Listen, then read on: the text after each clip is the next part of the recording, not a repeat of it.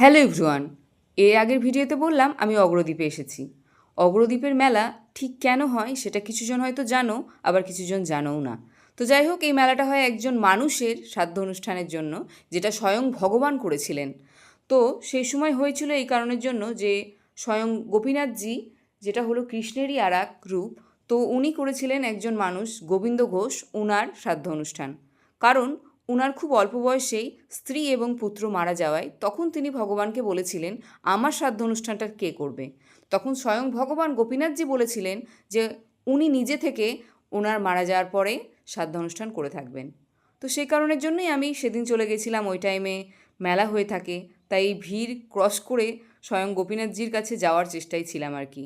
এখানে মেলা বসেছিল, প্রচুর বড় মেলা, যেটা গত 7 দিন ধরে এখানে হয়ে থাকে আশা করি।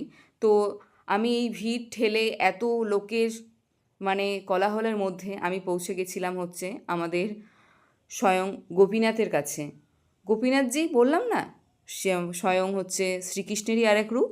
তো ওনাকে সামনে থেকে দেখে এত মন ভরে গেছিলো যে আমি ওখান থেকে আর বেরোতেই পারছিলাম না। তো যাই হোক, সেখানে পুজো টুজো দিয়ে আমি চলে আসি। এখানে প্রসাদ বিতরণ হচ্ছিলো, সেখানে প্রসাদ খেতে বসে পড়ি এবং প্রসাদ খাওয়া হলে কোথায় যাই দেখা হচ্ছে নেক্সট ভিডিওতে। দিলেন টাটা।